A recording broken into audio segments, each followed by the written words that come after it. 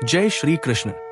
महाभारत के युद्ध भूमि में जहां अर्जुन मोह और शोक में डूबा है, वहीं से भगवान श्री कृष्ण उसे जीवन का सबसे गहरा ज्ञान देते हैं। अध्याय 2 सांख्य योग। आत्मा की अमरता, कर्तव्य की पहचान और कर्म के सही भाव को स्पष्ट करता है। यही अध्याय गीता के पूरे ज्ञान की मजबूत नींव है। तो चलिए हम अध्याय 2 की यात्रा प्रारंभ करते हैं। श्रीमद् भगवद गीता अध्याय 2 सांख्य योग। पिछले अध्याय में अर्जुन टूट गया था, धनुष नीचे था, आंखों में धुंध थी और मन में सिर्फ एक वाक्य, मुझसे ये युद्ध नहीं होगा। अब सन्नाटा है, रथ खड़ा है और उसी सन्नाटे में कृष्ण पहली बार बोलते हैं। यहीं से गीता शुरू होती है। यहीं से मनुष्य को मनुष्य से ऊपर उठाने का विज्ञान शुरू होता है। श्लोक 11। श्री भगवानुवाच अशोचन वशोचस्त्व प्रज्ञावादांश्च भाष्ये गतासुम तासुंश्च नानुशोचन्ति पंडिताय। अर्थात कृष्ण अर्जुन से कहते हैं, तुम उन लोगों के लिए शोक कर रहे हो जो शोक के योग्य नहीं है। बुद्धिमान व्यक्ति न तो मरे हुए लोगों के लिए और नहीं जीवित लोगों के लिए शोक करते हैं, क्योंकि आत्मा अमर है और शरीर नश्वर है। इसलिए शोक व्यर्थ है और ज्ञानी व्यक्ति इसमें लिप्त नहीं होते। ये वाक्य कठोर है लेकिन आवश्यक है, क्योंकि जब इंसान भावनाओं में बह जाता है तब उसे सहलाने से ज्यादा झकझोरने की जरूरत होती है। आज का इंसान भी ठीक अर्जुन की तरह है। हम बड़े बड़े वाक्य बोलते हैं, कर्तव्य, धर्म, नैतिकता, लेकिन जब निर्णय का समय आता है तो डर आगे बैठा होता है और बुद्धि पीछे। कृष्ण यहां अर्जुन को यह नहीं कह रहे कि तुम गलत हो, वे कह रहे हैं तुम भ्रम में हो। और गीता का उद्देश्य इसी भ्रम को तोड़ना है। श्लोक 12। न त्वेवाह जातु नासनत्व नेमे जनाधिपाः न चैव न भविष्यामः सर्वे वयमतः परम। अर्थात कृष्ण कहते हैं, ऐसा कभी नहीं था कि मैं था या तुम नहीं थे या ये राजा लोग नहीं थे, और न ही ऐसा है कि भविष्य में हम सब नहीं रहेंगे, क्योंकि आत्मा अविनाशी है और जन्म मृत्यु के चक्र से परे है, जो न कभी जन्म लेती है और न कभी मरती है। ये श्लोक मनुष्य के सबसे गहरे डर पर प्रहार करता है। सब कुछ खत्म हो जाएगा। यही डर इंसान को कायर बनाता है। यही डर उसे गलत फैसले लेने पर मजबूर करता है। कृष्ण कहते हैं, अस्तित्व कभी समाप्त नहीं होता, सिर्फ रूप बदलता है। श्लोक 13।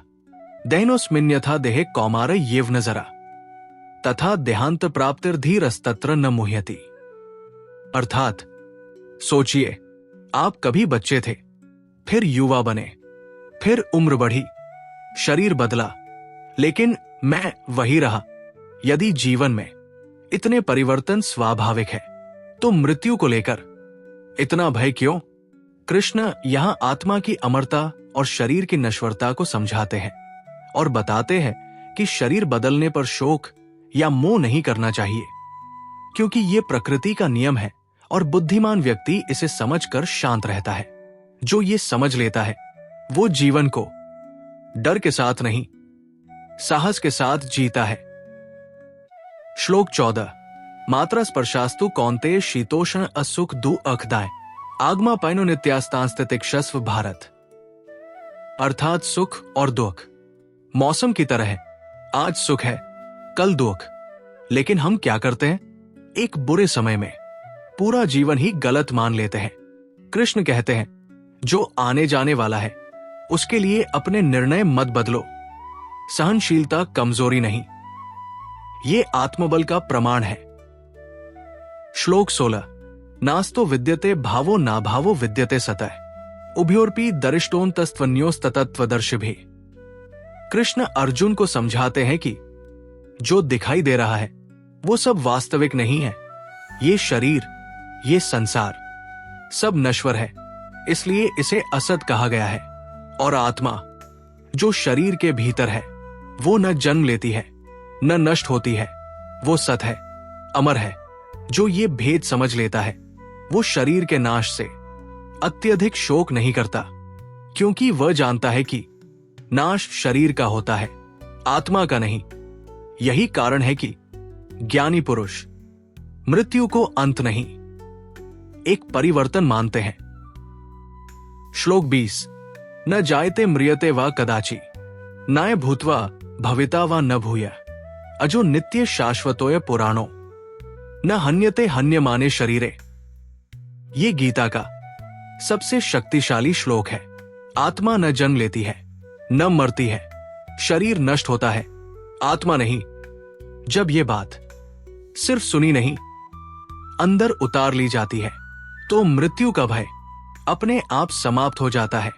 और जहां मृत्यु का भय नहीं, वहां जीवन खुलकर जिया जाता है। अर्जुन का दुख इसलिए है क्योंकि वो शरीर को ही सब कुछ मान बैठा है। कृष्ण उसे याद दिला रहे हैं, जिसे तुम बचाना चाहते हो वो नष्ट होने वाला नहीं है, और जिसे नष्ट होता देख डर रहे हो वो सिर्फ शरीर है। श्लोक 22। वासांसी जीर्णानि यथा विहाय, नवानि गृह्णाति नरो प्राणी, तथा शरीराणि विहाय जीर्णा, न्यन्यानि संयाति नवानि देहि। जैसे पुराने कपड़े उतारकर नए कपड़े पहने जाते हैं, वैसे ही आत्मा पुराने शरीर को छोड़ती है। ये श्लोक मृत्यु को किसी भयावह घटना के रूप में नहीं, एक स्वाभाविक प्रक्रिया के रूप में दिखाता है। कृष्ण ये नहीं कह रहे कि मृत्यु सुखद है, वे ये कह रहे हैं कि मृत्यु अंतिम नहीं है। अर्जुन जिन शरीरों को देखकर डर रहा है वे शरीर ही नष्ट होंगे, जो आत्मा है वो बनी रहेगी। श्लोक 31। स्वधर्मंपि चावेक्षण विकंपितुमर्हसि, धर्म्याधि युद्धाचरणक्षत्रियस्य न विद्यते। कृष्ण अब अर्जुन को उसका कर्तव्य याद दिलाते हैं। हर इंसान का अपना कुरुक्षेत्र होता है। कोई अपने परिवार से लड़ रहा है, कोई हालात से, कोई अपने ही मन से। जो अपने कर्तव्य से भागता है वो बाहर भले बच जाए, पर अंदर टूट जाता है। श्लोक 47। कर्मण्येवाधिकारस्ते मां फलेषु कदाचन, मां कर्म फल हेतुर्भूर्मा ते संगोस्त्व कर्मणि। ये गीता का सबसे व्यावहारिक सूत्र है। काम करो लेकिन फल के बंधन में मत बंधो। ये श्लोक कर्मयोग का सार है, जो बताता है कि हमें फल की इच्छा के बिना पूरी निष्ठा और क्षमता से अपने कर्म करने चाहिए। ये श्लोक आलस्य नहीं सिखाता, ये स्वतंत्रता सिखाता है। जब फल का डर निकल जाता है तो कर्म शुद्ध हो जाता है। अर्जुन अभी भी युद्ध भूमि में खड़ा है, लेकिन अब वो टूटा हुआ नहीं है। अध्याय 2 युद्ध करना नहीं सिखाता, ये सिखाता है डर से ऊपर उठना। यही कारण है कि गीता आज भी प्रासंगिक है, क्योंकि कुरुक्षेत्र बदल गया है, लेकिन अर्जुन आज भी वही है। और अगले अध्याय में कृष्ण बताएंगे जब डर मिट जाए तो कर्म कैसे किया जाए। जय श्री कृष्ण।